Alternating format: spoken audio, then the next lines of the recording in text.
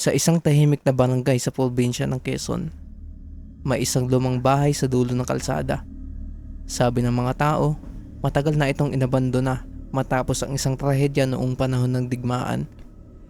Ngunit sa loob ng bahay na iyon, may isang lihim na naghihintay na matuklasan. Isang araw, nagpasyang mag-adventure kami ng mga kaibigan ko sa inabandonang bahay. Kasama ko sina Marco, Leia at Josh. Mahilig kaming lahat sa mga kwentong katatakutan at gusto naming subukan ang aming tapang. "Sigurado ba talaga kayo dito?" tanong ni Sarah habang nakatayo kami sa harap ng bahay. Madilim na sa labas at tanging ang liwanag ng mga flashlight namin ang nagsisilbing gabay. "Oo naman," sagot ni Marco na may hawak na kamera. "Magandang kuha ito para sa ating proyekto sa photography." Pumasok kami sa bahay. Maingat na tinahak ang mga sira-sirang sahig at nabubulok na dingding. Punong-puno na alikabok ang hangin at amoy lumang kahoy at lupa. Sa bawat hakbang namin may naririnig kaming mga kaluskos at yabag na nagpapataas ng aming kaba. Sa isang sulok ng sala, nakita namin ang isang lumang larawan na nakasabit sa dingding. Ito ay isang larawan ng isang pamilya, isang lalaki, isang babae at 2 bata. Ngunit may kakaiba sa larawan.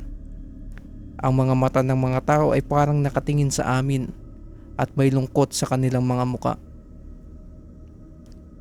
"Ang creepy naman ng larawan na to," sabi ni Leia na kinilabutan.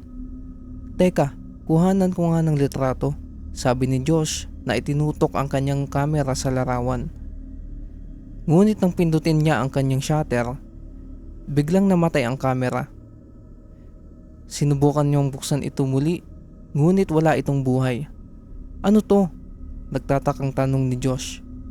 Biglang may narinig kaming kalabog sa itaas, parang may naglalakad, mabigat at mabagal. Napatingin kaming lahat sa kisame, takot na takot. "May tao ba dyan?" sigaw ni Marco. Ngunit walang sumagot. Nagpasya kaming umakyat sa itaas.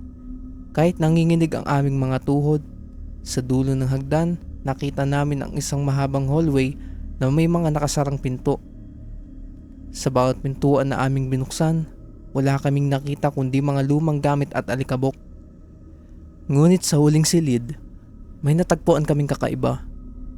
Isang lumang dibdib ang nakatago sa ilalim ng bintana. Nang buksan namin ito, tumambad sa amin ang mga lumang larawan, mga damit at isang tala-arawan. Binasa ni Sarah ang tala-arawan at napagtanto namin ang trahedyang nangyari sa bahay na iyon. Ang pamilya sa larawan ay pinatay ng mga sundalo noong panahon ng digmaan.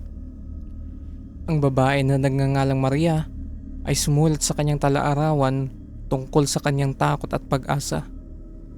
Habang binabasa ni Sarah ang tala-arawan, biglang bumukas ang bintana at pumasok ang isang malamig na hangin.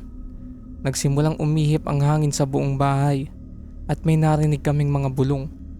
"Umalis na tayo dito," sabi ni Leia, natakot na takot. Ngunit huli na ang lahat. Biglang nagsara ang mga pinto at napalibutan kami ng mga anino. Nakita namin ang mga figura ng isang lalaki, isang babae at 2 bata na nakatingin sa amin ng may galit at kalungkutan. Sinubukan naming tumakas, ngunit hindi kami makaalis sa silid. Ang mga anino ay papalapit ng papalapit at nararamdaman namin ang malamig na haplos ng kanilang mga kamay.